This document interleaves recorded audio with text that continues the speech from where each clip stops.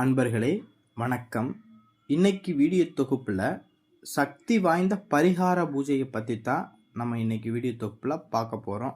இந்த பரிகாரத்தை பார்த்திங்கன்னா ஒரு அமாவாசை நாள்லுமே நம்ம செஞ்சுட்டு வந்தோம் அப்படின்னா நம்ம நினைக்கக்கூடிய அனைத்து விஷயங்களுமே நடத்தி கொடுக்கும். சரிங்களா? அப்படிப்பட்ட சக்தி வாய்ந்த பரிகார பூஜை தான் இன்னைக்கு நான் சொல்ல போகிறேன். இதை பார்த்தீங்கன்னு வச்சுக்குங்க, இஷ்ட காரிய சித்தி கை கூடுறது அப்படிங்கிறது சொல்லுவாங்க. சரிங்களா? இஷ்ட காரிய சித்தி கை கூடுறது அப்படின்னா நம்ம இஷ்டப்பட்டு ஒரு காரியத்தை நம்ம நடத்திக்கிறணுங்கிறது இஷ்டப்படும்.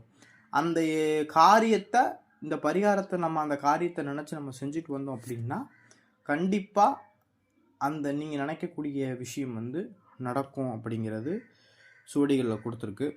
இந்த பரிகார பூஜையை பார்த்தீங்கன்னு வச்சுக்கோங்க, ஒரு அமாவாசை நாள்லையுமே சுத்தபத்தமாக குளிச்சுட்டு உங்களுடைய பூஜை அறையில் என்ன செய்யணும், விடியற் காலையில் பிரம்ம முகூர்த்தத்தில் தான் அந்த பூஜை செய்யணும். இல்லை அப்படின்னா இரவு சூரியன் மறைந்த பிறகு ஒரு 7-8 மணிக்கு மேலே பண்ணலாம். ஆனால் விடியற் காலையில் பிரம்ம முகூர்த்தத்தில் பண்ணுறது சிறப்பு. சரிங்களா?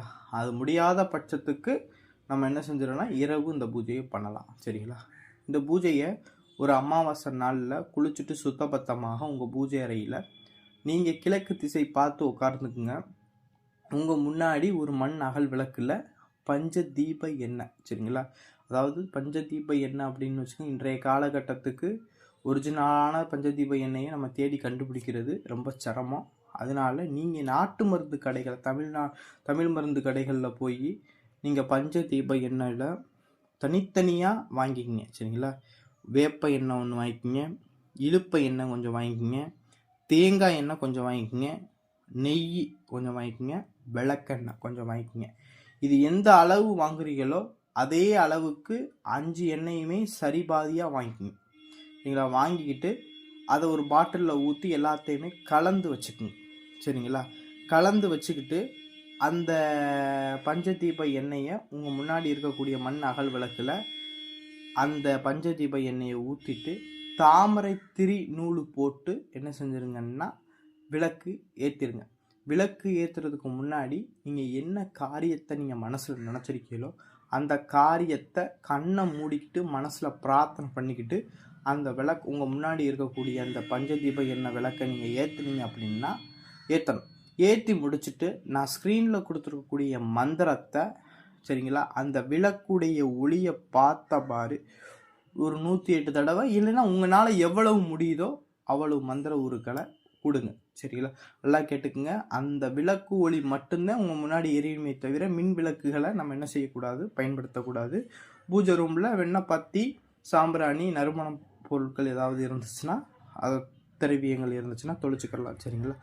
இப்படி நம்ம விளக்கேற்றிக்கிட்டு வந்தோம் அப்படின்னா இதை 3 அமாவாசை தினங்களில் இந்த பரிகாரத்தை நம்ம செய்யணும். கொஞ்சம் சிறிய அளவு உங்களுடைய சிறிய விஷயம் வேண்டுதல் சிறிய விஷயமா இருந்துச்சுன்னா உங்களுடைய பரிகாரம் ஒரு அமாவாசைக்குள்ளாகவே நடந்து முடிஞ்சிடும்.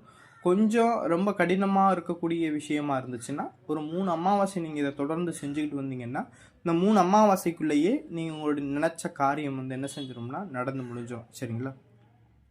இந்த பரிகாரத்தை செய்கிறதுக்கு முன்னாடி நல்லா தெரிஞ்சுக்குங்க, இந்த பரிகாரத்தை செஞ்சோம் அப்படின்னா பலன்கள் நம்மளுக்கு முழுமையாக கிடைக்கணும் அப்படின்னா, அதாவது நம்ம மேலே, நம்ம குடும்பத்து மேலேயோ நம்ம மேலேயோ பித்திருக்கள் சாபம், இந்த குலதைகள் சாபம், சரிங்களா, முன்னோர்களுடைய ஏதாவது சாபங்கள் இந்த மாதிரி ஏதாவது இருந்துச்சுன்னா இந்த மந்திரத்தை நம்ம சொல்லும்போது அதோடைய பலனை நம்ம முழுமையாக நம்ம பெற முடியாது. அதனால தான் நம்ம என்ன செய்வாங்கன்னா இந்த பரிகாரத்தை செய்கிறதுக்கு முன்னாடி பசுவிற்கும் காகத்திற்கும் உணவு அளிக்கணும். அது மட்டும் இல்லாமல் ரொம்ப உணவுக்கு கஷ்டப்படக்கூடிய ஒரு ஏழைக்கு ஒருவேளை உணவாவது கொடுத்து நம்ம அந்த விஷயத்தை செஞ்சுட்டு நம்ம இந்த பரிகார பூஜை நம்ம செய்யும்போது நம்மளுக்கு என்ன செய்யும்னா அந்த மந்திரத்துடைய சக்தியும் இந்த பரிகாரத்துடைய முழு பலனையுமே நம்மளால் அனுபவிக்க முடியும். சரிங்களா?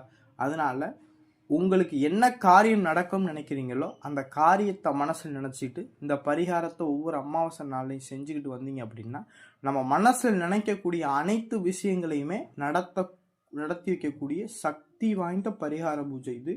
இது சிவபெருமான முன்னிலையில் வச்சு நம்ம பண்ணுறதுனால ரொம்ப பவராக இருக்கும். அதனால் இந்த பூஜையை அமாவாசை நாளில் மட்டும்தான் பண்ணணும். இது எல்லாருமே பண்ணுங்க, சரிங்களா? அதாவது இந்த வீடியோ பிடிச்சிருந்துச்சு அப்படின்னா நம்மளுடைய சிவருத்ர மகாகாளி அருள்வாக்கு பீடம் சேனலுக்கு வந்து சப்ஸ்கிரைப் பண்ணாதவங்க சப்ஸ்கிரைப் பண்ணிக்கோங்க. நன்றி, வணக்கம்.